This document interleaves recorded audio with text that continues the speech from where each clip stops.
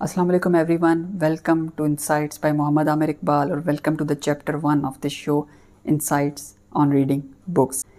2013 में मैंने first time decide किया था कि मैं अपनी पर्सनल लाइब्रेरी बिल्ड करूंगा और आने वाले 10 सालों में तकरीबन 1000 किताबें पढ़ूंगा मल्टीपल टॉपिक्स पे, like communication, human behaviour, human performance पे। और अल्हम्दुलिल्लाह 2023 तक वो 10 साल कंप्लीट हो जाएंगे। आल्दो मैंने 1000 बुक्स तो कंप्लीट नहीं की, लेकिन मोर देन 700 बुक्स रीड की हैं और उनमें से मैक्सिमम मेरी पर्सनल लाइब्रेरी में भी मौजूद है, जो कि मैंने फ़िज़िकली ख़ुद बाय करके पढ़ी हैं। सो इन सालों में इस आदत को सस्टेन करना और हैबिचुअली रीड करना और फिर रीडिंग के अलावा राइटिंग भी करना, सो इसने मुझे कांस्टेंट हैबिट डेवलप करने में मदद दी है, एक लाइफ चेंजिंग हैबिट डेवलप करने में मदद दी है रीडिंग की। और अल्हम्दुलिल्लाह मैं हर ईयर में 50 टू 100 बुक्स के दरमियान का एक टारगेट रख के चलता हूँ कि इतनी बुक्स मैंने रीड करनी है। कभी वो गोल अचीव हो जाता है, कभी नहीं होता, does not matter, but the game is कि कंसिस्टेंट रीडिंग से लाइफ पे इम्पैक्ट आता है। इस पर्टिकुलर शो के अंदर जो मेरा मकसद है वो ये है कि इन 9-10 सालों में जो भी रीडिंग के बारे में इंसाइट्स इकट्ठी किए हैं मैंने, कि रीडिंग क्यों करनी चाहिए, कैसे करनी चाहिए, क्या रीड करना चाहिए, क्या रीड नहीं करना चाहिए, या अपनी लाइब्रेरी को कैसे बिल्ड करना चाहिए और ये क्यों ज़रूरी है लाइब्रेरी बिल्ड करना, वो इस शो में हम डिस्कस करेंगे। Let's start the journey.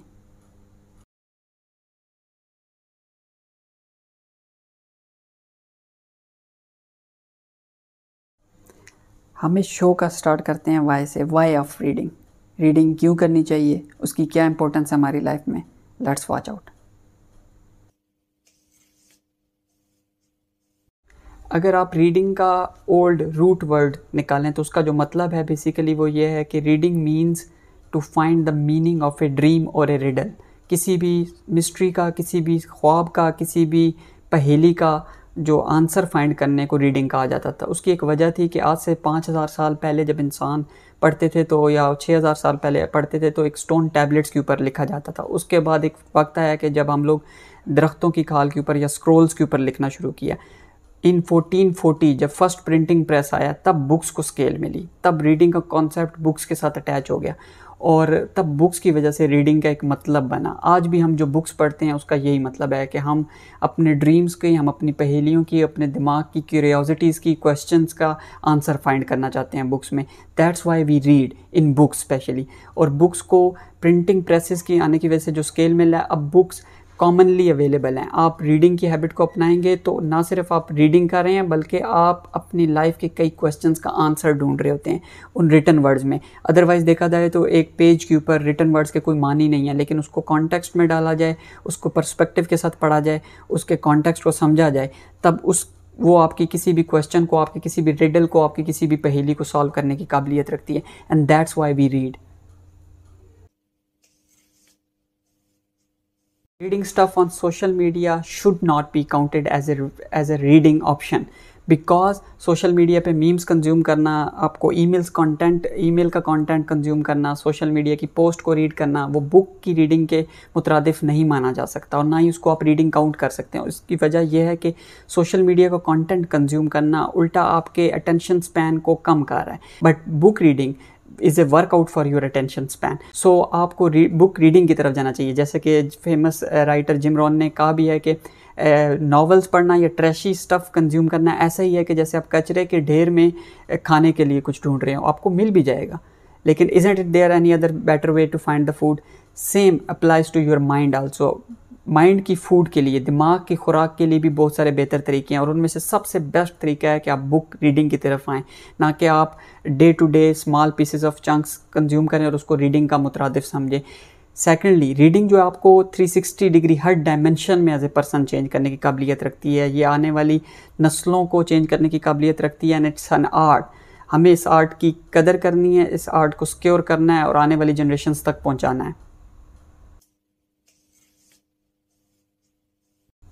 As Tony Robbins said, reading helps you to compress decades into days. Reading is the ultimate shortcut. आप अगर देखें तो एक राइटर, एक हिस्टोरियन जब भी रॉ मटेरियल कलेक्ट करता है, वो डाटा को कलेक्ट करता है, स्टैटिस्टिक्स को कलेक्ट करता है, वो हिस्ट्री को डीपली स्टडी करता है, उसके बाद वो उसको इतने खूबसूरती के साथ एक कहानी की सूरत में आप तक पहुंचाता है। That is the shortcut. एक राइटर ऐसा है जो कि आपको अपने ज़िंदगी के एक्सपेरिमेंट्स के, जिसके ऊपर उसने सालों लगाए हैं, इतने हज़ार खर्च किए हैं, इतने डॉलर्स खर्च किए होंगे लाखों की तादाद में, वो अपने day in day out experimentations run करता है, फेलियर्स बर्दाश्त करता है, और उसके बाद वो कुछ सफ़ों के ऊपर एक आर्टिकल की फॉर्म में, एक बुक चैप्टर की फॉर्म में वो सारे लेसन्स आप तक पहुंचाता है। Isn't it a shortcut for you guys? It is a shortcut. आप जब भी रीडिंग करेंगे, बुक रीडिंग करेंगे, आप बेसिकली क्या कर रहे हैं, आप सेंचुरीज़ की, डिकेड्स के डाटा को दिनों की फॉर्म में कंज्यूम करें और अपनी वो डिकेड्स की, 10 सालों की, 20 सालों की एफर्ट सेव कर रहे हैं उन 5 घंटों में जो आपने रीडिंग के लिए दिए हैं उस बुक को। Reading is A form of leverage. जैसे कहावत भी है कि बेवकूफ़ है जो अपनी गलतियों से सीखता है, अक्लमंद हमेशा दूसरों की गलतियों से सीखते हैं, और book reading is A form of that kind of leverage. इसलिए लेवरेज है कि जिस शख्स ने वो किताब लिखी है उसने अपनी ज़िंदगी के 5-10 सालों को समराइज़ करके उस बुक में डाला है, तो आपके पास फ़ायदा है कि आप उस शख्स के टाइम, एफ़र्ट और मनी के ऊपर लेवरेज लें और वो बुक रीड करके अपने 5-10 साल बचाएं और वो उन गलतियों को रिपीट ना होने दें जो उस शख्स ने की हैं। यस, कॉन्टेक्स्ट डिफरेंट होता है ऑथर की लाइफ का और आपकी लाइफ का। हो सकता है किसी अमेरिकन या आउटसाइड कंट्री किसी की आप बुक पढ़ रहे हैं तो आप कह सकते हैं कि उनका कॉन्टेक्स्ट अलग था, हमारा कॉन्टेक्स्ट अलग था, बट ह्यूमन साइकोलॉजी के पैटर्न्स ऑलमोस्ट सेम है ऑल ओवर द वर्ल्ड। तो आप एटलीस्ट सीख सकते हैं कि किस किस्म के सिनेरियोज़ में, किस किस्म के सर्कमस्टांसेस में मुझे क्या करना चाहिए और क्या नहीं करना चाहिए, और ये सारी काबिलियत सिर्फ आपको बुक्स रीड करने से ही आएगी। बुक रीडिंग का एक सबसे बड़ा मैजिक ये है कि बुक रीड करते वक्त आपके पास एक चांस होता है, एक चांस मिलता है आपको फ्यूचर देखने का, अपना आगे का रास्ता देखने का। जहाँ भी आप फंसे हुए हैं बुक रीड करते वक्त आपको एक प्रॉमिस मिल रहा होता है उस बुक रीड करने से कि आपको ये बुक शायद आगे का रास्ता दिखा दे। तो वो सबसे बड़ा मैजिक है बुक रीडिंग का। अब बुक आपको 50 to 100 ईयर्स आगे दिखा सकती है, आपको एक विजनरी, आपको पॉसिबिलिटीज़ दिखा सकती है, ताकि आप आगे जाएँ, वो पॉसिबिलिटीज़ देखें, फिर वापस आएँ प्रेजेंट में और उन पॉसिबिलिटीज़ को रियलिटीज़ में टर्न करें। अगर आप हिस्ट्री पढ़ें, बायोग्राफीज़ पढ़ें, तो कोई दो राय नहीं है कि जितने भी कामयाब लोग गुजरे हैं उन्होंने बुक रीडिंग को एक बड़ी वजह बताई है कामयाबी की। क्यों? क्योंकि उन्होंने अपने डार्केस्ट फेज़ में बुक रीडिंग का सहारा लिया। जब उनको उनकी ज़िंदगी टफेस्ट मोमेंट से गुजर रही थी, उनको मुश्किलात का सामना था, तब वो बुक रीडिंग के थ्रू फ्यूचर पॉसिबिलिटीज़ देखते थे, फ्यूचर को ऑप्टिमिस्टिकली देखते थे, और फिर वापस आते थे प्रेजेंट में, और उन्होंने वो पॉजिटिविटी, वो ऑप्टिमिज़म अपने प्रेजेंट में अप्लाई करते हुए अपने आप को बड़ा लीडर बनाया। एक दफ़ा एक बादशाह के बेटे ने बादशाह को कहा कि आप सारा ख़जाना अपनी लाइब्रेरी में क्यों रखते हैं? तो बादशाह ने जवाब दिया, क्योंकि लाइब्रेरी में ग़ुलाम लोग नहीं जाते, slaves don't go to libraries to read the books. और ये चीज़ हमें ये रियलाइज़ करवाती है कि अगर हमें आज़ादी चाहिए, मेंटल फ्रीडम चाहिए, अगर हमें बेटर अंडरस्टैंडिंग चाहिए अपनी ज़िंदगी की, तो हमें लाइब्रेरीज़ जाना चाहिए, हमें बुक्स रीड करनी चाहिए। क्योंकि अगर आपको अपनी पर्सनल फ़िलासफ़ी को बनाना है, रीड फ़िलासफ़ी। अगर आप ह्यूमन साइकोलॉजी को समझना चाहते हैं, इंसान के दिमाग को समझना चाहते हैं, रीड साइकोलॉजी। अगर आप लोग कैसे बिहेव करते हैं, सोसाइटीज़ कैसे बनती हैं, कल्चर कैसे बनता है, उसके बारे में जानना चाहते हैं, रीड सोशियोलॉजी। और इस तरह से टोटल आप अगर इकोनॉमिक्स के बारे में जानना चाहते हैं तो रीड बिजनेस बुक्स। अगर आप मनी के बारे में जानना चाहते हैं तो रीड मनी। अब आप ये भी कह सकते हैं कि ये सब तो मैं एक्सपीरियंस के साथ भी सीख सकता हूँ, ज़िंदगी गुजरने के साथ साथ मुझे मनी के बारे में भी मालूम पड़ जाएगा, ह्यूमन साइकोलॉजी के भी बारे में मालूम पड़ जाएगा। लेकिन isn't it the longest route कि आप एक्सपीरियंस के थ्रू सब कुछ सीखें? Books are the shortcut, that's why I said earlier, books are the shortcut. आप अभी इसी वक्त मनी के बारे में, ह्यूमन साइकोलॉजी के बारे में, सोशियोलॉजी के बारे में, यूनिवर्स के बारे में, कायनात के बारे में समझ सकते हैं, सीख सकते हैं ओनली थ्रू रीडिंग बुक्स। और बुक्स पढ़ने के बाद, इन सब चीज़ों को समझने के बाद, जिन सब चीज़ों को पढ़ने के बाद आपको लाइफ की बेटर अंडरस्टैंडिंग आएगी, आपको 360 डिग्री व्यू मिलना शुरू होगा। बिकॉज इट्स सैड जब लोग कहते हैं कि मुझे समझ नहीं आ रही मेरे साथ क्या हो रहा है, जब लोग कहते हैं कि व्हाट्स गोइंग ऑन, तो it's a sad statement in a way, because everything is written in the books already. Thousands of years की विजडम बुक्स के अंदर अवेलेबल है। Is it worth it? आप देखें तो एक हाई परफॉर्मर 1000 स्टेप जर्नी कुछ पेजेस पे लिख देता है कि मैंने ये चीज़ ऐसे क्रैक की थी। Is it a bad deal? आप अगर देखें तो कितने हज़ार सालों के सीक्रेट्स, राज, कितने फार्मूलाज बुक्स के अंदर अवेलेबल हैं। Isn't it great, magical. और अगर आप देखें तो 107 बिलियन लोगों से ज़्यादा लोग इस दुनिया से आके चले गए हैं। 7 बिलियन से ज़्यादा लोग तो अभी जी रहे हैं इस दुनिया में। उन सब की विजडम, उन सब के बारे में, उन सब की साइकोलॉजी के बारे में, उनके बिहेवियर के बारे में, उनके उठने बैठने के बारे में, उनके रुझानात के बारे में, उनकी हिस्ट्री के बारे में बुक्स में ऑलरेडी अवेलेबल है। Isn't it the greatest gift you can ever get? So if you want to uncover wisdom of ages, of past, you have to read books. अगर आप सुपर हीरोज़ की movies देखें और उनको follow करते हैं तो आपको मालूम पड़ेगा कि वो भी आम इंसान होते हैं, लेकिन उनके पास एक ड्रेस, एक अवतार, एक स्पेसिफिक पर्सोना होता है जिसके अंदर जाने के बाद वो एक यकदम से एक नई ज़िंदगी, एक नए रोल में चले जाते हैं। उनके पास सारी सुपर पावर्स आ जाती हैं। Same applies to books. आप बुक्स के थ्रू जितनी चाहे ज़िंदगियाँ जी सकते हैं। अगर आप अभी अपनी करंट लाइफ में एक पर्टिकुलर कॉन्टेक्स्ट, एक पर्टिकुलर सर्कमस्टांस से गुजरें तो बुक कैरेक्टर के थ्रू, फिक्शन हो या नॉन फिक्शन हो, आप एक दूसरे पर्सन की ज़िंदगी में चले जाते हैं। अगर आप नॉन फिक्शन पढ़ रहे हैं तो आप राइटर की ज़िंदगी एक्सपीरियंस करेंगे। अगर आप फिक्शन पढ़ रहे हैं तो ज़ाहिरी बात है उसके अंदर कितने किरदार होंगे, आपको उनकी ज़िंदगियाँ जीने का मौका मिलेगा। तो books are the only pathway through which you can live as many lives as you can. जैसा कि सुकरात ने कहा है कि wisdom lies in the fact that he knew next to nothing. तो रीडिंग बेसिकली आपको हम्बल बनाती है, आपकी ईगो को दूर भगाती है। जितना ज़्यादा आप पढ़ेंगे उतना ज़्यादा आपको मालूम पड़ेगा कि आपको कुछ नहीं आता। और जो एमेच्योर और प्रोफेशनल में बड़ा फ़र्क है वो यही है। एमेच्योर जो है वो नए आइडियाज़ को, ऐसी चीज़ों को जो उसके ऑलरेडी सेट बिलीफ्स हैं उनको चैलेंज करते हैं, उसको रेजिस्ट करते हैं एमेच्योर्स। और जो प्रोफेशनल्स हैं वो बाय चॉइस ऐसी बुक्स पढ़ते हैं जो उनके ऑलरेडी बिल्ट बिलीफ्स को चैलेंज करें। उससे दो चीज़ें होंगी, या तो आपका जो ऑलरेडी बिल्ट बिलीफ है वो चेंज हो जाएगा, या फिर वो इतना स्ट्रॉन्ग हो जाएगा कि बिकॉज आप उसके काउंटर आर्गूमेंट्स भी पढ़ें। तो उसकी बेस्ट वे ये है कि if you want to keep the ego away, read a book every single day. उसके लिए आपको करना क्या है कि एक ऐसे टॉपिक पे बुक को रीड करें जिसके बारे में आपको कुछ नहीं मालूम, ताकि जब वो नॉलेज आप फीड करें ब्रेन को तो आपको मालूम पड़े कि आप एक गरूर की, एक एरोगेंस की दुनिया में जी रहे हैं, एक ईगो की दुनिया में जी रहे हैं, जहाँ आपको लगता है कि आपको सब फैक्ट्स मालूम है, जहाँ आपको लगता है कि आपको हर चीज़ मालूम है। लेकिन ऐसा नहीं है। हर नई बुक के साथ, हर एक एडिशन के साथ आपको ये मालूम पड़ेगा कि जो आपको पहले से आता था वो उतना मजबूत, उतना स्ट्रॉन्ग एविडेंस नहीं था ज़िंदगी का जितना अब आपको मालूम पड़ रहा है। So keep reading to take your ego away from you. Book reading आपकी लाइफ में मेंटल रिचनेस ऐड करती है। What does mental richness means? Mental richness से मुराद ये है कि आपके दिमाग में इतने आइडियाज़ हों, इतनी इंथुजियाज़म हो, इतनी चीज़ों को लेकर इतनी खुशी हो कि आपको बोर्डम, आपको एंग्जाइटी, आपको स्ट्रेस की इतनी टेंशन ना हो। Yes, stress, anxiety, tension, day to day hurdles ही आएंगी, but mental richness will help you to tackle them. Why? जितने ज़्यादा आप रीड करेंगे उतना ज़्यादा आपकी अंडरस्टैंडिंग बढ़ेगी, आपका पर्सपेक्टिव, आपका कॉन्टेक्स्ट ग्रो होगा, उतना ज़्यादा आप डिटेल्स को नोट करना शुरू करेंगे। और जितना आप डिटेल्स को नोट करना शुरू करेंगे उतना ही आप उन डिटेल्स को माइंड में सेवर करना शुरू करेंगे, उसकी खुशी मनाना शुरू करेंगे, उसके बारे में सोचना शुरू करेंगे। तब आपको किसी और चीज़ की ज़रूरत नहीं पड़ेगी, तब स्ट्रेस, एंग्जाइटी की कोई जगह नहीं बचेगी, because you are already rich here in to your brain, because you keep on thinking about the new ideas, new enthusiastic passionate projects. तो वो सब पॉसिबल है बुक रीडिंग के थ्रू।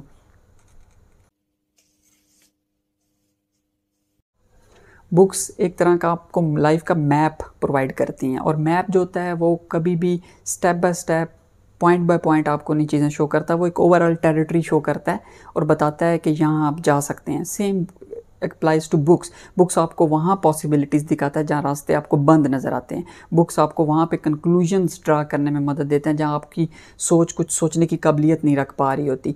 और बुक्स एक किस्म की डेमोक्रेसी है आपके ब्रेन के लिए।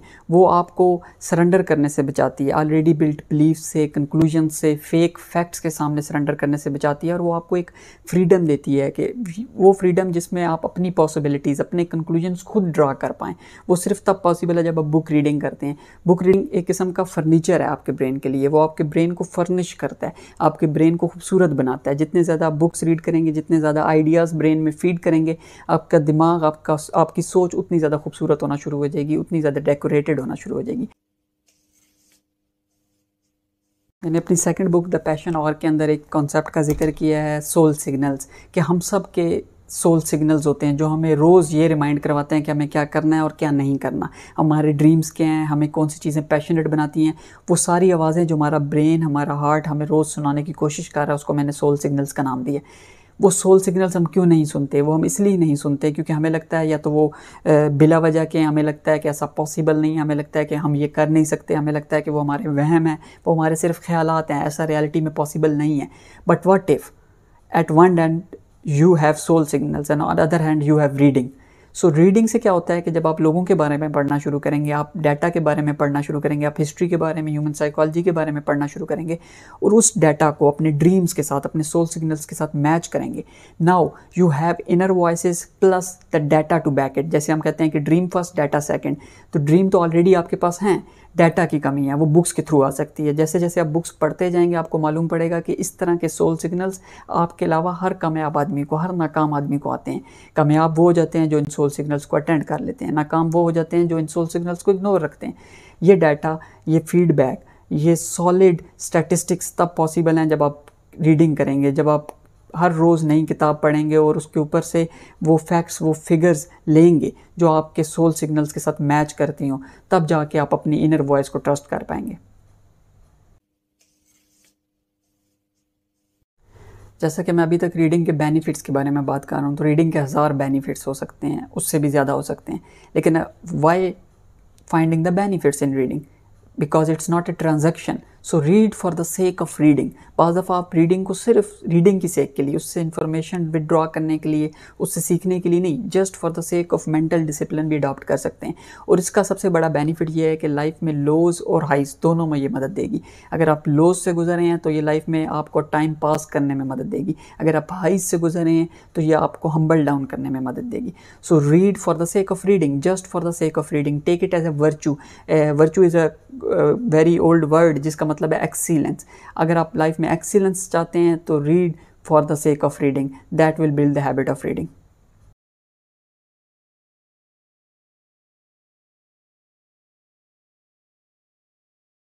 हम जान चुके हैं कि रीडिंग क्यों करनी चाहिए, उसकी इंपॉर्टेंस क्या है। नाउ क्वेश्चन है कि हमें पढ़ना क्या है, बुक सिलेक्ट कैसे करनी है और हमें कैसे मालूम पड़ेगा कि नेक्स्ट बुक किस टॉपिक पे पढ़ी जाए, क्योंकि वो भी रीडिंग का एक बहुत ही क्रिटिकल पार्ट है। Let's watch out. What if you treat to search the right book as a treasure hunt? कि जैसे आप कोई ख़जाना ढूंढ रहे हो, ऐसे ही आप एक राइट बुक ढूंढें, क्योंकि राइट बुक ढूंढना इंतहाई टायरिंग प्रोसेस है। राइट बुक ढूंढेंगे तो राइट बुक पढ़ेंगे, तो searching the right book is a very tiring process but it's worth it. It's like a finding true love. उसकी तरह का पैशन, पेशेंस और परसेवरेंस रिक्वायर्ड है आपको डेली बेसिस पे बुक को फाइंड करने में, क्योंकि जब आपको राइट बुक मिलेगी तभी आपको राइट आंसर्स मिलेंगे। और बुक के बारे में इतनी सर्च क्यों करनी, बुक को इतना, इसके बारे में इतना क्यों थकना कि सही बुक मुझे मिले? उसकी दो रीजंस है। नंबर वन, आप दुनिया जहान में जितनी भी बुक्स प्रिंट हो रही हैं वो सारी की सारी नहीं पढ़ सकते अपनी लाइफ टाइम में। You have a very limited time on this planet, तो आप चाहेंगे कि उस लिमिटेड टाइम के अंदर आप बेस्ट पॉसिबल बुक्स निकाल पाएँ। सेकेंडली, जो कि बहुत बड़ी रीज़न है, वो ये है कि आप जब लिमिटेड टाइम में लिमिटेड नंबर ऑफ़ बुक्स पढ़ने जा रहे हैं तो आपको ये देखना है कि आपका ब्रेन या आप कौन से क्वेश्चंस के आंसर चाहते हैं। Book searching is like a question. आपका सही क्वेश्चन ही आपको सही आंसर तक पहुंचा सकता है। एक गलत किताब तो आपको वो डिस्ट्रैक्ट कर देगी आपके विजन से। तो इसमें डरने की भी ज़रूरत नहीं है कि मैं आप कौन सी बुक पढ़ूं कौन सी नहीं। अगली कुछ वीडियोस में मैं बताऊंगा कि आपको सही बुक तक कैसे पहुंचना है। उसके कई तरीके हैं, उनमें से कोई भी आप अपना सकते हैं। So find the right book to read. First thing first, आप अगर बुक सेलेक्ट करना चाह रहे हैं कि मैं कौन सी बुक पढूं, तो आप अपने टॉपिक ऑफ इंटरेस्ट को देख सकते हैं कि आपका इंटरेस्ट इस वक्त क्या है। हो सकता है मेरा इस वक्त इंटरेस्ट हो कि मैंने परफॉर्मेंस को नेक्स्ट लेवल पे लेके जाना है, तो मेरी जो अगली सिलेक्शन होगी, जो अगली कुछ बुक्स होंगी वो इस टॉपिक पे होंगी। आप में से कोई अगर टाइम मैनेजमेंट के बारे में कंफ्यूज है तो वो टाइम मैनेजमेंट पे बुक्स पढ़े। अगर कोई पर्सनल फ़िलासफ़ी को लेके कंफ्यूज है तो वो फ़िलासफ़ी की बुक्स पढ़े। अगर कोई बिज़नेस को लेके कंफ्यूज है तो वो बिज़नेस की बुक्स पढ़े। Now it's looks like a very simple, very obvious suggestion, but it's not, because बहुत दफ़ा ऐसा होता है कि हमें टाइम मैनेजमेंट के बारे में जानना होता है क्योंकि हमारे टाइम मैनेजमेंट के मसले चल रहे होते हैं। लेकिन जो बुक्स हम पढ़े होते हैं वो नॉवेल्स होते हैं, जो बुक्स हम पढ़े होते हैं वो बिज़नेस बुक्स होती हैं, जो बुक्स हम पढ़े होते हैं वो फ़िलासफ़ी बुक्स होती हैं। तो हो सकता है कि सही टाइम पे गलत बुक पढ़ लेने से भी आप डिस्ट्रैक्ट हो रहे हो। तो आप देखें कि इस वक्त जिस चीज़ की आपको ज़रूरत है आप उस चीज़ के बारे में बुक पढ़ें, इससे भी आपकी बुक की हैबिट डेवलप होगी। अगर आपकी प्रॉब्लम लाइफ में ए चल रही है और आप बुक बी टॉपिक के बारे में पढ़ रहे हैं, तो हो सकता है कुछ अरसे तक आपका माइंड एक क्लैश जनरेट करे कि book reading is just a waste of time because मेरी प्रॉब्लम तो सॉल्व नहीं हो रही। उसकी वजह यह है कि आपने टॉपिक ऑफ इंटरेस्ट गलत उठा लिया। आपको उस वक्त जिस चीज़ में इंटरेस्ट था उससे हट के आप बुक रीडिंग कर रहे हैं, दैट्स वाई वो क्लैश कर रही है आपके ओवरऑल प्रॉब्लम के साथ। सो find the book on the topic of your interest. Book selection basically इस पे भी हो सकती है कि रीडिंग के 3 पर्पसेस हैं, तो आप जो बुक सेलेक्ट करें वो इन 3 में से किसी एक पर्पस को सामने रखते हुए करें। एक पर्पस तो बुक रीडिंग का है कि हम अपने आप को एंटरटेन करना चाह रहे हैं। दूसरा पर्पस ये है कि हम बुक रीड इसलिए करते हैं ताकि हम थोड़ी सी और ज़्यादा इन्फॉर्मेशन ले सकें, नॉलेज ले सकें। और तीसरा रीज़न ये है कि हम अपनी अंडरस्टैंडिंग को बिल्ड करना चाह रहे होते हैं। अगर आप पहले रीज़न के लिए बुक या पहले पर्पस को सर्व करने के लिए बुक सेलेक्ट कर रहे हैं तो ऑब्वियसली आप नॉवेल्स पढ़ेंगे, आप फिक्शन पढ़ेंगे, आप मैगजीन्स पढ़ेंगे, एंटरटेनिंग बुक्स पढ़ेंगे, क्योंकि वही आपको एंटरटेन कर सकती हैं। अगर आप दूसरे पर्पस, जैसे कि हम डिक्शनरी, कई लोग डिक्शनरी पढ़ रहे होते हैं, why? Because they want to get more knowledge, get more information. वो स्टैटिस्टिकल मैथमेटिकल बुक्स के थ्रू पॉसिबल है। और तीसरी जो है जिसको मैं प्रेफर करता हूँ वो ये है कि आप अगर अंडरस्टैंडिंग बिल्ड करना चाह रहे हैं then you have to go for the non fiction books. Non fiction books जो होती हैं बेसिकली कि आप जिस टॉपिक, आप हेल्थ के बारे में, psychology, over thinking, stress, anxiety, जिस चीज़ के बारे में भी थोड़ा सा और डीप, थोड़ा सा बाकियों से ज़्यादा जानना चाहते हैं, तो आप उस पर्टिकुलर टॉपिक, उस पर्टिकुलर पर्पस को सामने रखते हुए भी बुक सेलेक्ट कर सकते हैं। उससे बुक सिलेक्शन ईजी हो जाएगी। अगर आप कंफ्यूज हैं कि मैं नेक्स्ट क्या रीड करूं या मुझे कौन सी बुक्स पढ़नी चाहिए, तो उसका सबसे सिंपलेस्ट वे ये है कि आस्क फॉर रिकमेंडेशंस। आप कामयाब लोगों से, सक्सेसफुल पीपल से, अपने इर्द गिर्द के लोगों से, प्रोफेशनल से पूछें कि उन्होंने कौन सी बुक्स लाइफ में रीड की हैं, वो आपको बताएंगे and you will go for that. Even के इंस्टाग्राम, सोशल मीडिया पे बहुत सारे पेजेस बने हुए हैं बुक रिकमेंडेशंस और रिव्यूज़ के, जैसे कि मूवी रिकमेंडेशंस और रिव्यूज़ के पेजेस हैं। Same applies to books also. तो बुक्स के कई रिकमेंडेशन पेजेस हैं जहाँ पे वो लोग रिकमेंड करते हैं कि आप ये बुक्स पढ़ें, ये ना पढ़ें, इस बुक की अच्छी बात ये है, इसकी अच्छी बात ये नहीं है। तो if you want to search the book through a recommendation then go with this particular strategy. एक तरीका जिसके थ्रू मैं बुक्स सेलेक्ट करता हूँ रीड करने के लिए वो ये भी है कि अगर मुझे ये जानना है कि मुझे क्या पढ़ना है और मुझे सपोज़ करें मास्टरी टॉपिक है, वो अट्रैक्ट कर रहा है, मैं उसके बारे में पढ़ना चाहता हूँ, और जो पहली बुक मैंने पढ़ी वो रॉबर्ट ग्रीन की मास्टरी पढ़ी है, तो हर बुक के एंड पे बिब्लियोग्राफी मौजूद होती है, सिलेक्टेड बिब्लियोग्राफी लाइक दैट। और इस तरह की बिब्लियोग्राफी में लिखा होता है कि ये बुक किन बुक्स के थ्रू निकाली गई है, कितनी बुक्स रिसर्च में लगी हैं और उसके बाद ये एक बुक बनी है। तो अगर मुझे ये टॉपिक, ये बुक अट्रैक्ट की है तो एक तरीका ये है कि मैं बिब्लियोग्राफी में जाऊँ और सिलेक्ट करूँ कि उन रिसर्च करदा बुक्स में से कोई 1-2 बुक्स और पढ़ लूँ। उससे क्या होता है कि जिस टॉपिक के बारे में आप पढ़ें और फिर उसी की बिब्लियोग्राफी में से 1 या 2 बुक्स और सेलेक्ट करते हैं तो उस टॉपिक के बारे में आपको इन डेप्थ 2-3 बुक्स से different point of view, different context मिलना शुरू हो जाते हैं। So that is also a one way to select your next book. एक और तरीका बुक सिलेक्शन का जो कि मेरा सबसे फेवरेट में से एक है वो ये है कि ऑनलाइन ब्राउजिंग, जिसे हम विंडो शॉपिंग कह सकते हैं। आप ऑनलाइन भी सर्च कर सकते हैं कि कौन सी बुक पढ़नी चाहिए।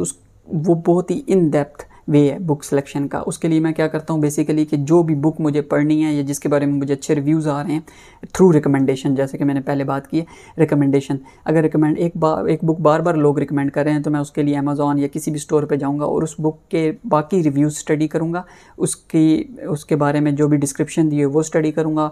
हो सकता है किसी वेबसाइट पे जैसे कि अमेज़ॉन पे अवेलेबल है ये कि आप टेबल ऑफ कंटेंट भी पढ़ सकते हैं और पहला चैप्टर भी रीड कर सकते हैं, तो वहाँ से भी मैं वो रीड करता हूँ कि इसके टेबल ऑफ कंटेंट क्या कहता है, इसका पहला चैप्टर क्या कहता है, फिर उस ऑथर की बायोग्राफी क्या है, उस ऑथर की क्रेडिबिलिटी क्या है, उसने आज तक क्या लाइफ में किया हुआ है, उसकी प्रीवियस बुक्स कैसी थी और कौन थी, तो उससे भी मालूम पड़ता है कि इसका कॉन्टेक्स्ट क्लियर होना शुरू होता है। तो वहाँ से बुक सिलेक्शन ईजी भी हो जाती है और बेहतर भी हो जाती है। तब हम वो बुक सेलेक्ट करते हैं जो best of the best possible होती हैं। उससे ये होता है कि जब आप इतनी इन डेप्थ स्टडी करने के बाद कोई बुक सेलेक्ट कर रहे हैं तो वो रीडिंग में और ज़्यादा ईजी हो जाती है। आपको पता होता है इस बुक के बारे में पहले से, आपने उसके ट्रेलर्स देखे होते हैं, आपने उसके बारे में रिसर्च की होती है, तो जब वो बुक पढ़ते हैं तो कॉन्टेक्स्ट के थ्रू वो बुक पढ़ रहे होते हैं, तो बुक रीडिंग की हैबिट भी स्ट्रॉन्ग हो जाती है, बुक इंटरेस्टिंग भी लगती है, और जब आप बुक पढ़ लेते हैं वो मोस्ट वैल्यूएबल बुक भी बन जाती है।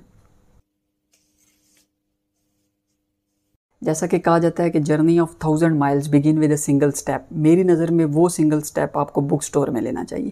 क्योंकि अगर आप 1000 स्टेप्स की जर्नी लेना चाह रहे हैं तो पहला स्टेप अगर आपने बुक स्टोर में ले लिया तो हर कदम जो आपने बुक स्टोर में लिया है वो आपके 10,000 के करीब कदम बचाएगा। वो कदम जो आप ट्रायल एंड एरर में लेंगे, वो कदम जो आप सफरिंग के रोड पे लेंगे, वो कदम जो आप रियल लाइफ प्रैक्टिकल लाइफ में लेंगे, तो बेहतर है कि वो आप 10,000 कदम लगाएं और वो सफरिंग के थ्रू सीखें। वही स्टेप्स आप बुक स्टोर के अंदर लेंगे। क्योंकि जब आप बुक स्टोर में जाते हैं, ड्यू टू एक चीज़ मैं यहाँ क्लियर करूँ, क्योंकि ऑनलाइन कंजम्पशन की वजह से, ई बुक्स की वजह से लोगों ने बुक स्टोर्स में जाना बंद कर दिया, लाइब्रेरीज़ में जाना बंद कर दिया।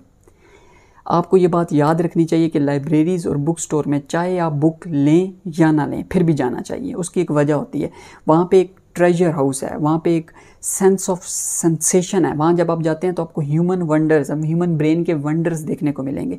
जब आप एक लाइब्रेरी, एक ऐसे बुक स्टोर गए हैं जहाँ 10,000 या 1 लाख के करीब किताबें मौजूद हैं, तो आपको मालूम पड़ेगा कि ह्यूमन ब्रेन कितना पावरफुल है, कितने लोगों ने, दुनिया के कोने कोने से लोगों ने लिख के हर टॉपिक पे कितनी ज़्यादा किताबें लिखी हैं। तो वो जो एक सेंसेशन है, it's like a space trip for me basically, कि मैं एक स्पेस में गया हूँ। जिस तरह स्पेस में जाके इंसान को अपने छोटे होने का और अपने बड़े होने का एहसास एक मोमेंट में आ सकता है, उसी तरह से बुक स्टोर में जाके भी आपको अपने छोटे होने का, कि अभी तक आपको कुछ मालूम ही नहीं, देखें कितना ज़्यादा नॉलेज मौजूद है, और अपने बड़े होने का भी एहसास उसी लम्हे में हो जाएगा बुक स्टोर जाते ही, कि आप भी कुछ इस तरह का कर सकते हैं, ये सब सीख सकते हैं और इतने ही बड़े कैलिबर के आदमी बन सकते हैं। जैसे कि एंशियंट इंस्क्रिप्शन है कि book stores / libraries, book stores या libraries are the house for the healing of the soul. So it's a soul healing basically, कि अगर आप बुक स्टोर या लाइब्रेरी विज़िट करते हैं तो बुक स्टोर्स और libraries are also the way कि आप अपनी नेक्स्ट रीड, अपनी नेक्स्ट बुक फाइंड कर सकें। अगर कोई मुझसे पूछे कि मोस्ट अंडररेटेड स्ट्रेटजी कौन सी है बुक सिलेक्शन की, तो मैं कहूँगा कि वो ये है कि ask the librarian. Ask the librarian. अगर आपको ये नहीं मालूम पड़ रहा कि मैं कौन सी बुक पढूं या मैं कहाँ से स्टार्ट लूँ, go to the library, ask the librarian. Librarian की फुल टाइम जॉब है कि वो बुक्स की केयर करे, वो बुक्स को अरेंज करे, वो बुक्स को नंबर्स दे, वो बुक्स के साथ अपना कनेक्शन बिल्ड करे। Go to the library, ask the librarian कि मुझे फ़लाँ प्रॉब्लम फेस हो रही है तो उससे रिलेटेड बुक्स कहाँ हैं, and then that person will guide you to that portion. वहाँ जाएँ और सेलेक्ट करें and you go to the pin point search of the right question and the right answer. तो ask the librarian, this is the most underrated strategy, because हम libraries जाते ही नहीं हैं या लाइब्रेरियंस की उतनी कदर नहीं करते। लेकिन if you go to the library, ask the librarian, this will ease your search for the right book. Book select करने का या अपनी अगली रीडिंग सेलेक्ट करने का एक तरीका ये भी है कि जिसे हम द लिंडे इफ़ेक्ट कहते हैं। वो बेसिकली ऐसा है कि टेक्नोलॉजी और आइडिया में जो चीज़ जितने साल से सर्वाइव करती है, ये कहा जाता है कि उसकी उम्र उतने ही साल और बढ़ जाती है। सपोज़ करते हैं एक बुक है जो पिछले 10 सालों से प्रिंटिंग में है और वो पिछले 10 सालों से बिक रही है, तो लिंडे इफ़ेक्ट के मुताबिक वो अगले 10 साल में भी रहेगी मार्केट में। सेम जो किताबें 100, 500, 1000 साल से मार्केट में अवेलेबल हैं और बिक रही हैं, ऐसी कई क्लासिक्स मौजूद हैं दुनिया में जो पिछले 100 सालों से, 200 सालों से, 1000 सालों से बिक रहे हैं कंटिन्यूसली, तो वो अगले 100, 200 और 1000 साल बिकते ही रहेंगे। That is the way the calculate के जितनी भी बुक्स जिन्होंने टाइम टेस्ट पास किया हो, जिन्होंने century after century, decade after decade sale अपनी कंटिन्यूसली इस्टेब्लिश की हो, ये गारंटी है कि वो अगले 100 साल तक भी रेलेवेंट रहेंगे, क्योंकि उनके अंदर कुछ ना कुछ ऐसा है कि वो हर आने वाले वक्त में, चाहे वो कितना ही डिफरेंट क्यों ना हो, वो एप्लीकेबल है, वो रिलेटिव है और वो अप्लाई किया जा सकता है। सो कहा जाता है कि ऑलवेज़ रीड द क्लासिक्स, कि आप क्लासिक बुक्स पढ़ें। वो इसीलिए कहा जाता है कि वो पिछले 100 सालों से, 2000 सालों से या 1000 सालों से सर्वाइव करके आ रही होती हैं, और उनकी सर्वाइव करने की वजह यही होती है कि वो हर एज के लिए रेलेवेंट होती हैं, हर जनरेशन के लिए रेलेवेंट होती हैं। तो जितनी भी ऐसी बुक्स हैं जो पिछले 10, 20, 30 सालों से प्रिंट में हैं, रीड दोज बुक्स। एक तरीका बुक सेलेक्ट करने का कि कौन सी बुक रीड करनी चाहिए, वो ये भी है कि आप टेड टॉक्स देखें, इंटरव्यूज़ देखें, पॉडकास्ट देखें। उन पॉडकास्ट इंटरव्यूज़ में कई लोग आके इंटरव्यू के दौरान या उन स्पीचेस के दौरान या उन आप इवन के की नोट स्पीचेस में भी जाते हैं, तो उन स्पीचेस के दौरान भी लोग रेफरेंस के तौर पे जिक्र करते हैं कि फ़लाँ बुक ने मेरी ज़िंदगी बदली, फ़लाँ बुक ने मेरी ज़िंदगी बदली। तो उधर से भी आपको अच्छी किताबें वहीं से मिल सकती हैं पढ़ने को। इसका एक किस्सा मैं अपनी लाइफ पे भी बताता हूँ कि 2012 में ड्यूरिंग माय मास्टर्स एक की नोट स्पीच रखवाई गई हमारे कॉलेज में, और वहाँ पे जो स्पीकर आए उन्होंने बातों बातों में जिक्र किया है कि आप लोगों को 7 habits of highly effective people Stephen R Covey की बुक पढ़नी चाहिए। तो I go to the library and I just issued that book, और उस बुक ने मेरी लाइफ बदल दी। उस बुक ने मेरा पाथ नॉन फिक्शन की तरफ कर दिया। उस बुक ने मुझे पर्सनल डेवलपमेंट इंडस्ट्री को इंट्रोड्यूस करवाया।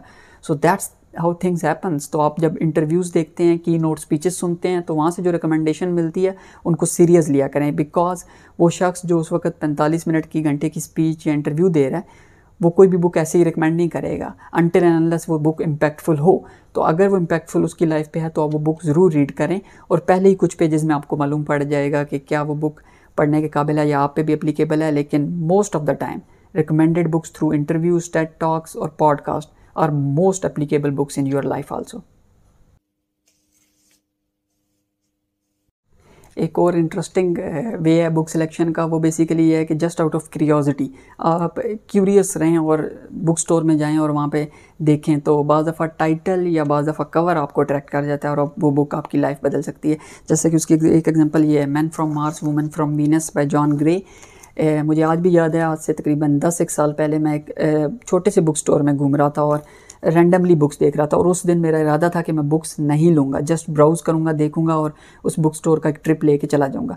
लेकिन all of sudden this book come in front of me, और इसका title man from Mars woman from Venus, it's a different title. It shakes me आपके यार ये बुक उठाते हैं, और मैंने ये बुक ली and it's still a relevant book to me. इसने मेरी रिलेशनशिप और लव लाइफ के ऊपर बहुत इम्पैक्ट डाला है।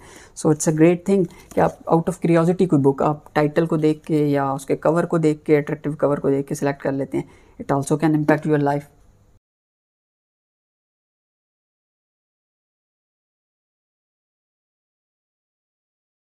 Now we will discuss how to build the habit of reading, how to take notes, how to get best out of this reading habit. Let's watch out. कई लोग मुझसे पूछते हैं कि कैसे रीडिंग हैबिट बिल्ड करनी चाहिए।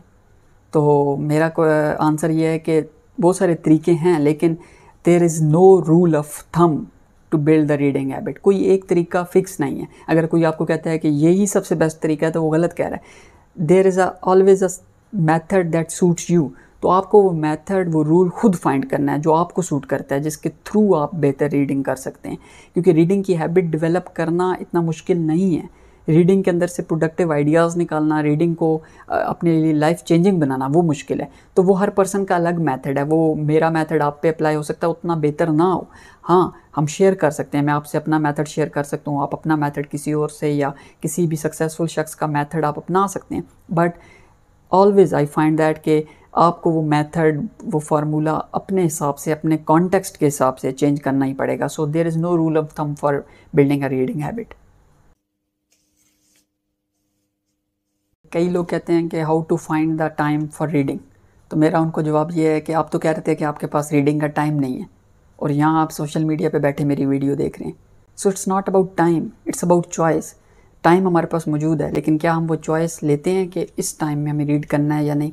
फिर secondly, how you find time for breathing, how you find time for dinner, how you find time for bath.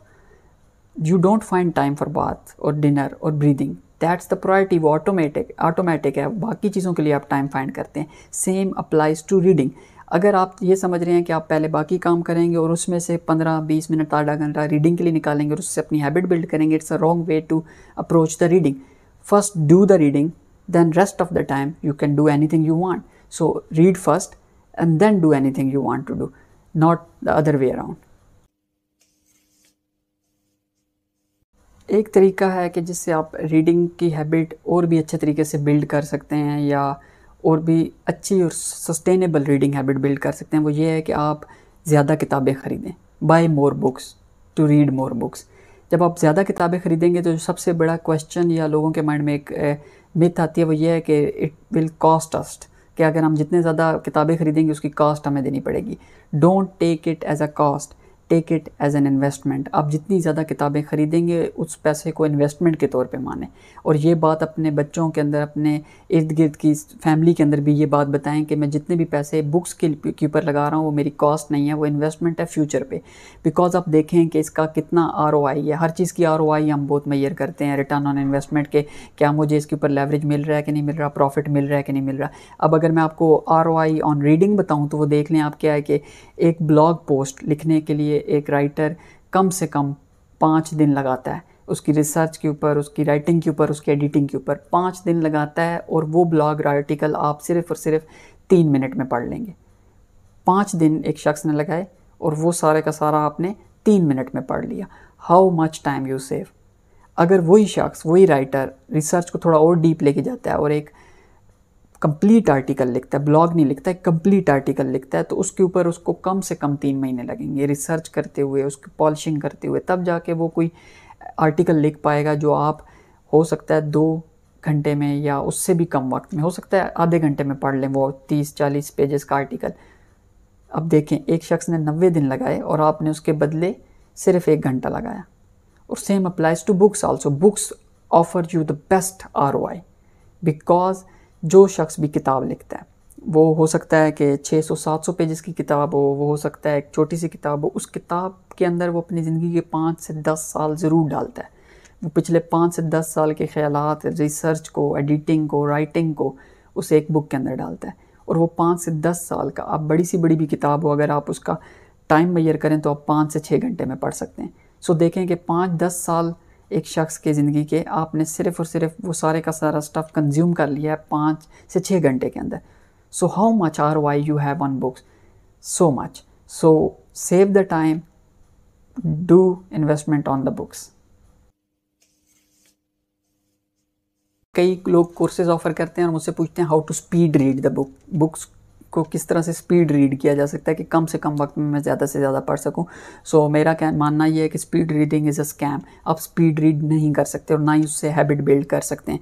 Like अगर आप कोई किसी भी ऐसे चैनल को या किसी भी ऐसी जगह को फॉलो कर रहे हैं जहाँ पे समरी मिल रही है आपको बुक की, कि 5 पेजेस की समरी या 5 मिनट में उस बुक के बारे में आपको मालूम पड़ रहा है, तो वो हो सकता है आपको बुक का कॉन्टेक्स्ट और थोड़ा बहुत उस बुक के बारे में या उसके अंदर क्या था वो मालूम पड़ जाए, लेकिन उससे आप रीडिंग की हैबिट डेवलप नहीं कर सकते।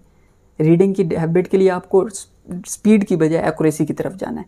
गो for the accuracy. Slow read करें और ऐसा रीड करें कि आप उसमें से एक्सट्रैक्ट कर पाएँ। और with the passage of time, जितना आप रीड करते जाएंगे स्लोली, आप हैबिट बिल्ड करेंगे। पहले महीने में 1 बुक पढ़ेंगे, फिर 2, फिर 4, फिर 8, फिर ऐसा वक्त भी आएगा हो सकता है 1 महीने में आप 10 किताबें पढ़ लें। उस वक्त तक आपके दिमाग में इतना पैटर्न, इतना ज़्यादा डाटा आ चुका होगा कि उसके बाद हर सेलेक्ट की हुई बुक में से आपको इजीली मालूम पड़ जाएगा कि कहाँ पे मुझे स्किप करना है, कहाँ पे मुझे स्कैन करना है और कहाँ मुझे डिटेल्ड रीडिंग करनी है। तो वो लेटर ऑन आएगा। लेकिन अगर आप वो वाली स्टेज को पहले लाना चाहते हैं और चाहते हैं कि मैं पहली ही किताब के ऊपर ये जान लूँ कि कहाँ से मुझे स्किप करना है, कहाँ से स्कैन करना है और कहाँ पे डिटेल्ड पढ़ना है, तो हो सकता है आप मेन मुद्दा या मेन क्रक्स ही मिस कर बैठें उस बुक का। So don't go for speed reading, go for the accuracy. Now how you can take away most out of a book. आप एक बुक में से नोट्स कैसे ले सकते हैं और उससे ज़्यादा कैसे सीख सकते हैं, वो इस तरह से कि आप सबसे पहले अपनी इंटेंट ठीक करें। बुक रीड करते वक्त आप क्रिटिकल इंटेंट के साथ पढ़ रहे हो। क्रिटिकल से मुराद क्रिटिसिज्म नहीं है, क्रिटिकल से मुराद डिटेल्ड इंटेंट है कि आप अपने ऑलरेडी बिल्ट बिलीफ को चैलेंज करने के लिए बुक पढ़ रहे हैं। तो अब आप जब उस इंटेंट के साथ बुक रीड करना शुरू करेंगे तो वो सिंपल पैसिव रीडिंग नहीं होगी जैसे हम नॉवल रीड करते हैं कि बुक ओपन की और रीड कर दी। No, critical intent means you have a pen, you have a pencil, you have a marker, highlighters with you, और आप बैठे ही इस नियत से हैं कि मैं इस बुक के अंदर से ऐसे आइडियाज़ निकालूंगा, ऐसी इन्फॉर्मेशन निकालूंगा जो मेरे ऑलरेडी बिल्ट बिलीव्स को, अजम्पशंस को चैलेंज करेगा, और फिर मैं कुछ नए कॉन्सेप्ट, नए आइडियाज़ बिल्ड करूँगा। उसके लिए क्या किया जा सकता है कि अगेन आप अपने नोट्स अपने तरीके से ले सकते हैं, लेकिन मैं अगर आपको अपना मेथड बताऊं तो इस बुक की मैं एक एग्जांपल दूंगा कि this is a great book. इसमें मैं बेसिकली लेड पेंसिल यूज़ करता हूं to take notes on the side of the book pages, कि आप बुक के चैप्टर पढ़ें और फिर चैप्टर के टाइटल के पास जाके आप समराइज़ करें कि इस चैप्टर के अंदर की पॉइंट्स क्या थे। फिर आप मुख्तलिफ़ किस्म के हाइलाइटर्स लोग यूज़ करते हैं। मैं बेसिकली जो ग्रीन या येलोइश कलर का हाइलाइटर है वो इसलिए यूज़ करता हूँ कि उन पॉइंट्स को येलोइश या ग्रीन हाईलाइट करता हूँ जो कि मुझे अच्छे लगे हैं, जो अच्छे आर्गूमेंट्स थे। लेकिन ऑन कॉन्ट्रेरी मैं इस कलर का, पिंक कलर का, या जैसे आप कोई और भी कलर का ले सकते हैं, मतलब ग्रीन या डार्क या रेड, जो भी कलर आप यूज़ करना चाहते हैं, उस कलर का जो हाइलाइटर है मैं यूज़ करता हूँ जब ऑथर ने कोई आउटसाइड रेफरेंस दिया हो, लाइक इसी ऑथर ने मुझे एक स्टैटिस्टिक्स बताया हो या इसी ऑथर ने किसी और का कोट यूज़ किया है, तो उसके लिए मैं पिंक कलर का हाईलाइट यूज़ करता हूँ, ताकि जब मैं बुक रीओपन करूँ तो रीओपन करूँ आफ्टर सम ईयर्स और मंथ्स, तो मुझे मालूम पड़ जाता है कि इस बुक में जो ऑथर के क्लेम्स हैं वो सारे ग्रीन या येलो हाईलाइट हुए हुए हैं, और जो इसके रिसर्च मटेरियल था वो सारे का सारा पिंक में है। सेम अप्लाइज टू कि जिस पेज के अंदर मैं हाईलाइट नहीं कर पाऊँ क्योंकि वो पेज टोटल ज़बरदस्त था कि पूरे का पूरा पेज अच्छा था, तो उस पेज को मैं टर्न कर देता हूँ क्योंकि उसमें से मुझे रेफरेंस चाहिए होता है अपनी राइटिंग मटेरियल के लिए। सो उस पेज को आप ऊपर से मोड़ सकते हैं ताकि आपको मालूम पड़ जाए कि ये पेज बहुत इंपॉर्टेंट था या ये चैप्टर मैंने रेफरेंस के लिए रखा हुआ है। फिर एक तरीका ये है कि मैं जब ये बुक पढ़ रहा होता हूँ तो मैं पेंसिल से साइड पे बुक के मार्जिन्स में नोट्स लेता रहता हूँ। अगर एक पूरा पैरा आपको अच्छा लगा है तो वो आप हाईलाइट कर सकते हैं, लेकिन मैं साथ में पेंसिल पे लिखता भी हूँ कि ये मैंने हाईलाइट क्यों किया, उसकी समरी या उसकी हेडिंग बनाता हूँ। उसकी एक वजह ये है कि बाज़ दफ़ा आप हाईलाइट कर देंगे, बुक रख देंगे, बाद में आप उठाएंगे तो आपको मालूम भी नहीं पड़ेगा कि आपने हाईलाइट क्यों किया। इवन आप दोबारा रीड कर लें हाईलाइटेड मटेरियल तो भी आपको अजीब लगेगा कि ये मैंने हाईलाइट क्यों किया था। तो उसके लिए वो पेंसिल से साइड पे हेडिंग देना ज़रूरी है कि ये पैरा क्यों। अब जिस तरह से वांटिंग इट और liking it, this is the way कि आप यहाँ पे उसके साइड पे एक नोट लें कि ये मैंने पूरे का पूरा पैरा इसलिए हाईलाइट किया है कि मुझे बाद में याद रहे कि इस पर्टिकुलर रीज़न या इस पर्टिकुलर पॉइंट को इसमें अच्छा एक्सप्लेन किया गया। सो that is the one way कि आप पेंसिल से नोट्स लें।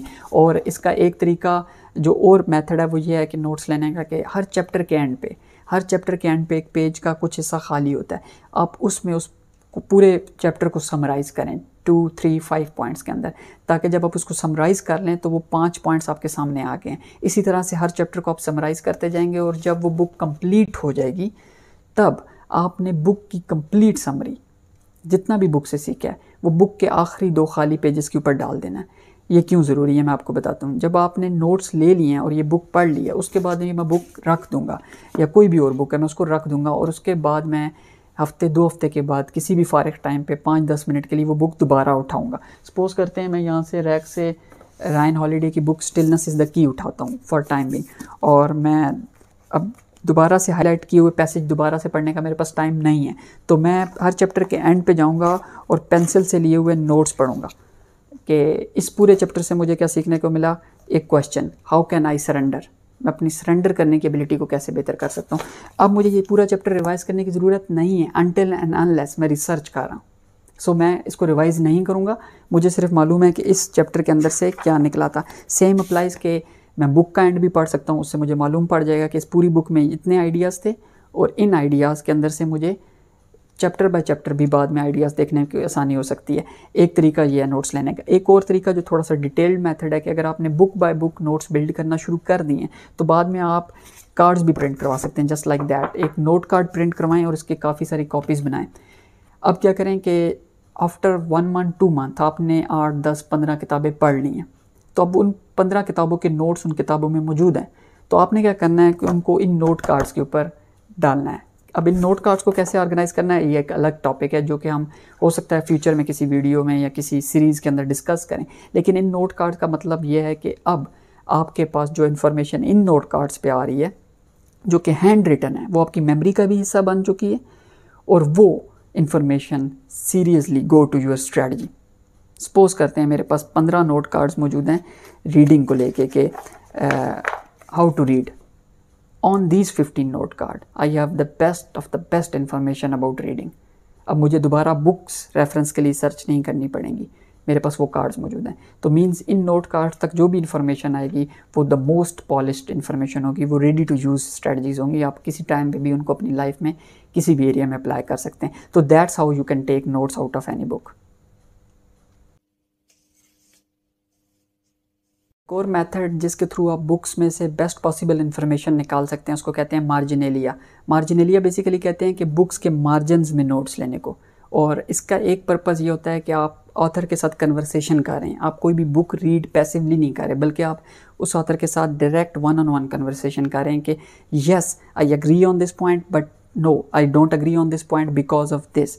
जब आप इस तरह के नोट्स लेड पेंसिल से लेना शुरू करेंगे मार्जिन्स में, तब आपकी रीडिंग स्किल एक नेक्स्ट लेवल पे चली जाएगी, because now you are actively participating in the argument, और आप अपने आर्गूमेंट को और बेहतर कर रहे हैं। सपोज आप किसी भी कम्युनिकेशन की या थिंकिंग की बुक पढ़ रहे हैं, तो आप बता रहे हैं कि no, this information is not right because मेरे पास उसका प्रूफ है, या this information is right, this is not right, this is valid, this is average, this is outstanding. तो बाद दफ़ा आप ऑथर के साथ वहीं पे कन्वर्सेशन कर सकते हैं पेज के ऊपर, ना कि आप उसको पर्सनली मिलें।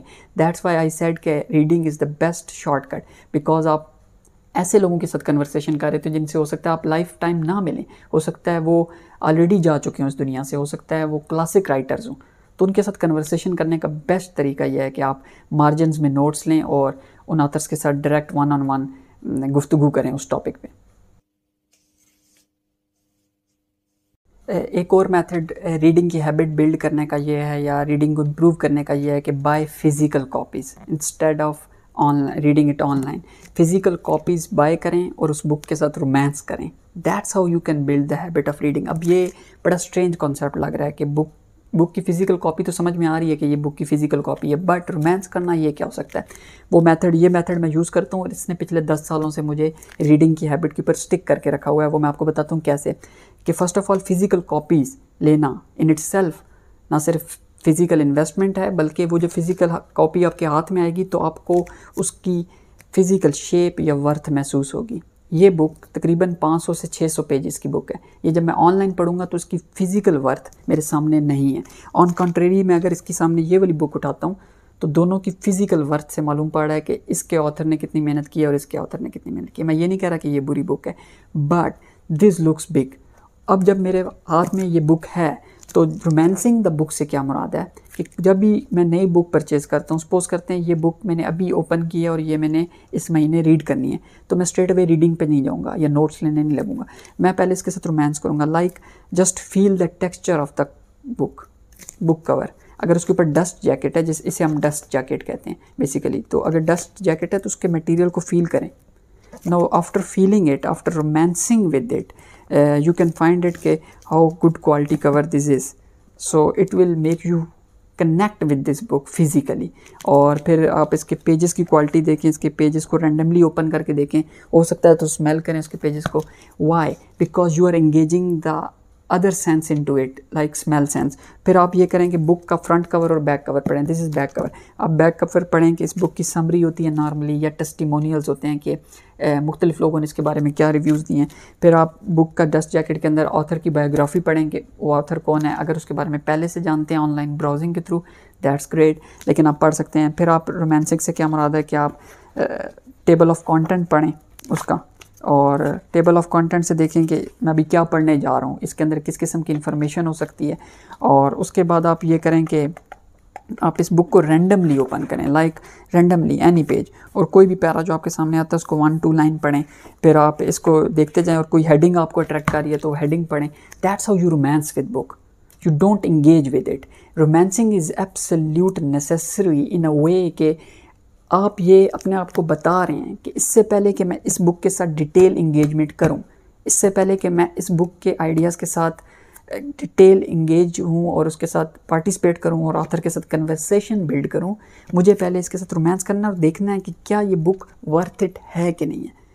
ठीक है, ऑनलाइन ब्राउजिंग के अंदर ये पास हुई थी बुक तभी मैंने परचेज़ की, या किसी ने रिकमेंड की थी तो मैंने ये बुक परचेज़ की, या मुझे ये किसी की नोट में या ये ऑथर पसंद है जो मैंने बुक परचेज़ की हो, might be. But for the sake of this book मुझे एक मरतबा इसके साथ रोमांस करना होगा ताकि मुझे मालूम पड़े कि इज़ इट वर्थ इट और not to put time on this much big book.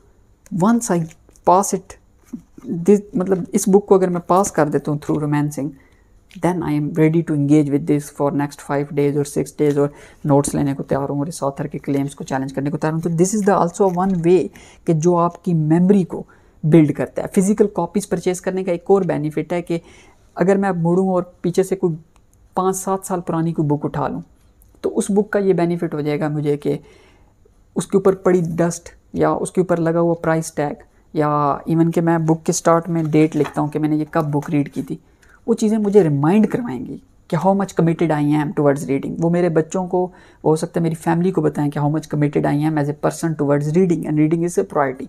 वो डस्ट, वो प्राइस टैग मुझे बताएगी कितनी सेक्रीफाइस देगी। हो सकता है उस प्राइस टैग के साथ जुड़ी कोई स्टोरी याद आ जाए कि जब बुक खरीदी थी मेरे हालात अच्छे नहीं थे। Plus physical copies always inspire you. Like now I want to tell you about one book. This is a wonderful book. This is a wonderful book in a way. It's a beautifully designed book. Look at that. Now this design can't be experienced through online copy. You have to check those pages. Look at that. This is the only one chapter of this book. If you just go through this, just absolute phenomenal designing in this book. So this is serious hard work. तो इसके साथ romance करना, इस physical copy को bye करना और उसको cherish करना is a great way to build the habit of reading. Concept है बिंज वॉचिंग, कि आप कोई भी वेब सीरीज़ है, कोई भी शो है, उसको आप कंप्लीटली एक साथ देख लें, उसे बिंज वॉचिंग कहते हैं। कि उसकी 8 एपिसोड्स थी, 10 एपिसोड्स थी और आपने एक ही रात में पूरी देख ली, तो आपने बिंज वॉच किया, उस शो को एक साथ देख लिया यूट्यूब पे या whatever. Same applies to reading, और इसे मैं बिंज रीडिंग कहता हूँ कि एक बुक को आप कंप्लीटली 1 या 2 सिटिंग्स के अंदर कंप्लीट करें और उसको फुल रीड करें एक गो में। और इससे आपकी जो कमिटमेंट है, आपकी जो माइंड, इसको आप मेंटल एक्सरसाइज के तौर पे ले सकते हैं कि आपने अपने ब्रेन को पूरे 2 दिन के लिए जिम में डाला है और ट्रेन किया है to be focus on one topic. उससे आपका ब्रेन, चाहे आप महीने में कोई एक बुक बिंज रीड करें, तो मोस्टली जब जैसे जैसे आप ट्रेंड रीडर बनते जाएंगे, आप बिंज रीडिंग ज़्यादा करेंगे। आप डेली रीडिंग नहीं करेंगे, आप वंस इन अ वाइल एक बुक रीड करेंगे और 1-2 दिनों में उस बुक को कंप्लीट करेंगे। फिर 3-4 दिन आप रीडिंग नहीं करेंगे और उस बुक को डाइजेस्ट करेंगे, उसके नोट्स को रिवाइज करेंगे, उसके नोट्स को कार्ड्स पे लेके जाएंगे और उसको सेव माइंड में चेरिश करेंगे and then go for the other book for a binge reading. अब उसकी एक एग्जांपल है ये money master the game. This book from Tony Robbins passed every single test for me. Online browsing, detailed की, writer बहुत अच्छा था और मेरा फेवरेट था। फिर जब ये आया तो I just it pass the test of romancing also, के इसके बैक नोट्स, इसका टेबल ऑफ कंटेंट, इसकी डिज़ाइनिंग, इसके pages, each and everything just remarkable. इस बुक के जो 600+ पेजेस की ये बुक है, इसको मैंने तकरीबन 1.5 से 2 दिन में कंप्लीट किया। That's how you do the binge reading. अब कई लोग कहते हैं कि स्लो पढ़ना चाहिए, पेज बाय पेज और उसमें से extract. No, once in a while pick the big book, do everything you can to binge read it. जब मैंने इसको फुल रीड किया 2 दिनों के अंदर, तो जो सबसे ज़बरदस्त हुआ कि 2 दिन तकरीबन मैं इस ऑथर के साथ कन्वर्सेशन में था, इस टॉपिक पे कन्वर्सेशन में था, तो ये ज़्यादा असर करेगी मेरी बॉडी पे, मेरे ब्रेन को। उसके बाद मैंने क्या किया कि इसको रख दिया, हफ्ते 10 दिन के बाद उठाया, इसके नोट्स ऑर्गेनाइज़ किए और इसको हर ईयर 6 मंथ के बाद मैं देखता हूँ और इसके नोट्स को रिवाइज करता हूँ। So it is the most impactful strategy I can tell you about reading. So apply this, binge read every once in a while.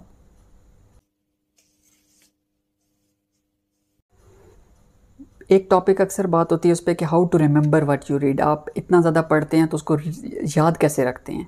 तो पहली तो बात है कि note taking is the one way, कि जितने ज़्यादा आप नोट्स लेंगे, उनको हैंड रिटन करेंगे, उतनी ज़्यादा आपकी फ़िज़िकल मेमोरी इंप्रूव होगी, आपका ब्रेन उस इन्फॉर्मेशन को याद रखेगा।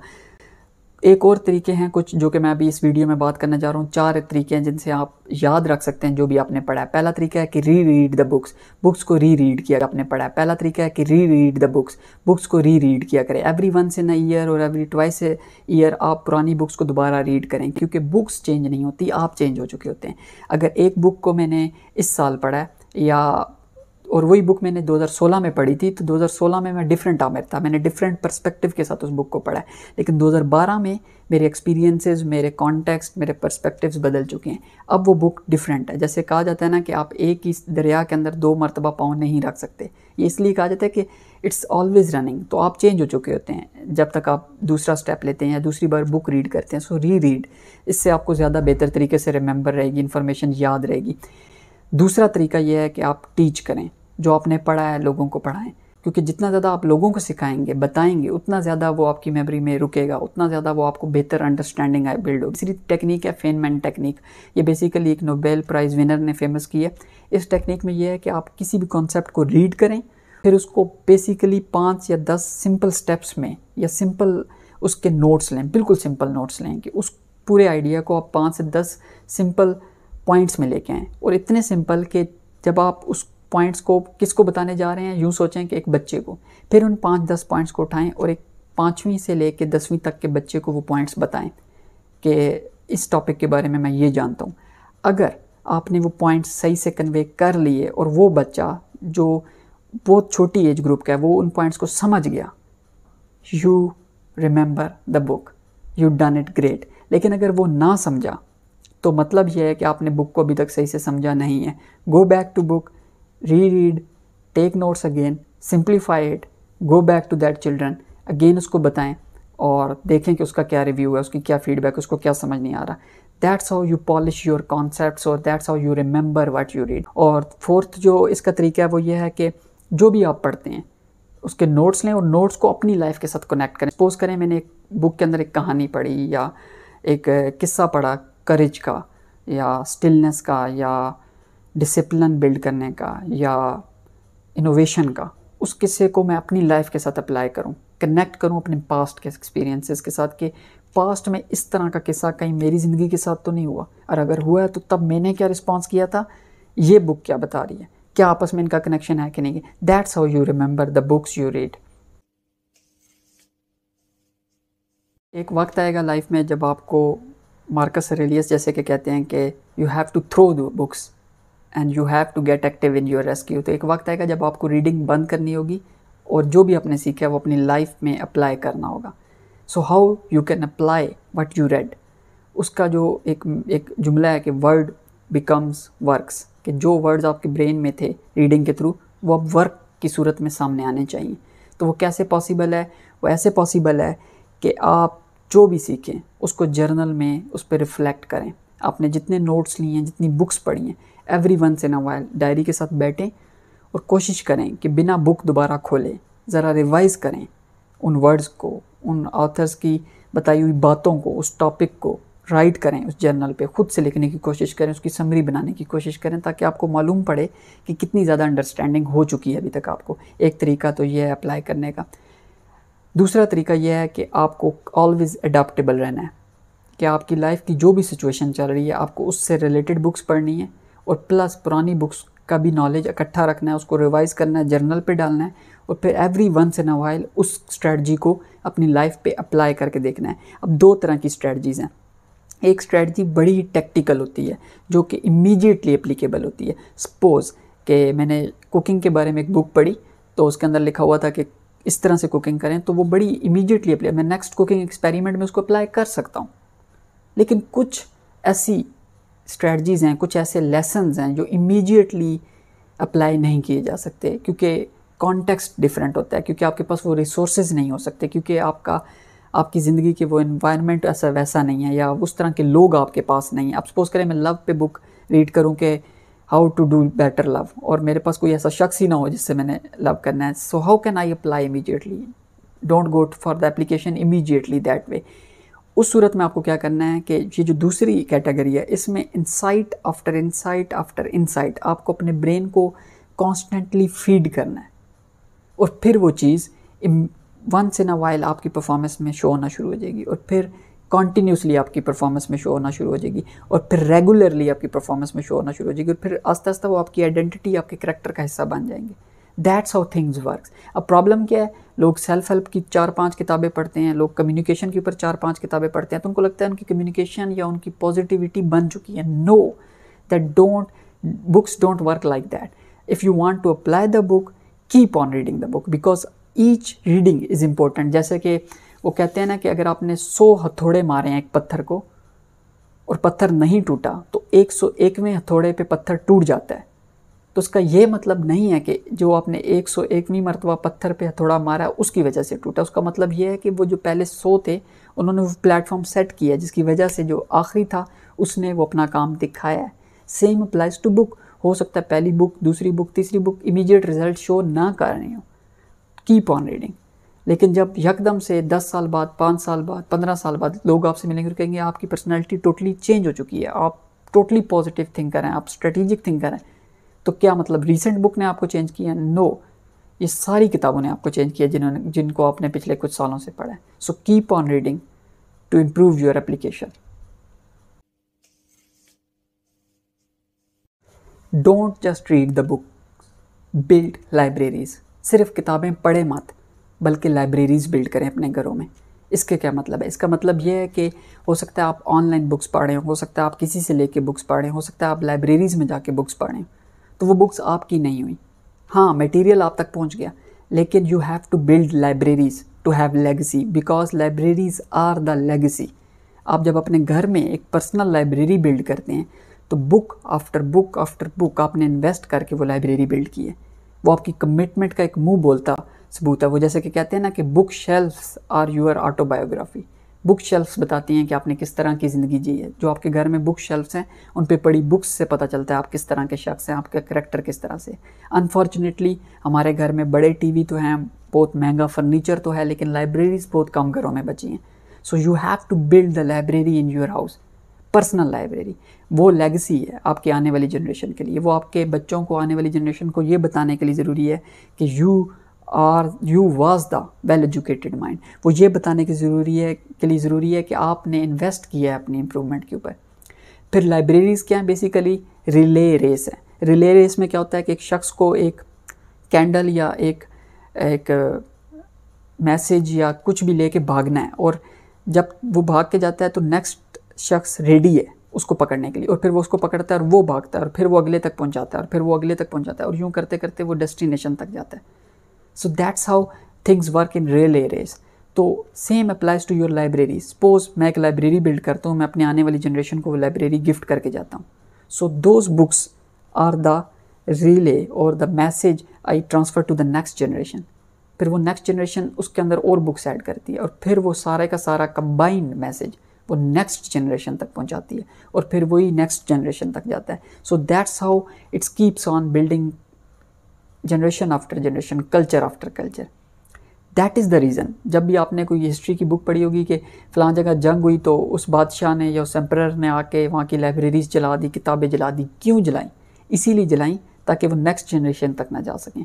वो उस रिलीजन का, उस कल्चर का, उस नेशन का, उस आइडेंटिटी का मैसेज अगली जनरेशन तक ना जा सके, इसलिए उसने वो किताबें, लाइब्रेरी जलाते थे।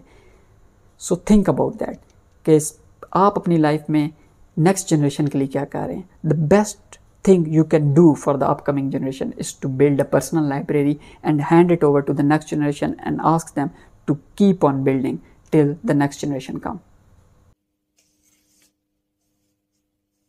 कि इंस्टेड ऑफ कि हम स्कूल, कॉलेज, यूनिवर्सिटीज़ में ग्रेट बुक्स पढ़ाएं, हम लव ऑफ रीडिंग सिखाएं। व्हाट इफ़ कि अगर हम लव ऑफ रीडिंग सिखा दें तो ग्रेट बुक्स पढ़ाने की ज़रूरत नहीं पड़ेगी, लोग घर में भी किताबें पढ़ने को तैयार हो जाएंगे। लेकिन अनफॉर्चुनेटली स्कूल्स में हम लोग क्या पढ़ा रहे हैं? ग्रेट बुक्स, नॉट उनको रीडर नहीं बना रहे, सिर्फ रीडिंग करवा रहे हैं।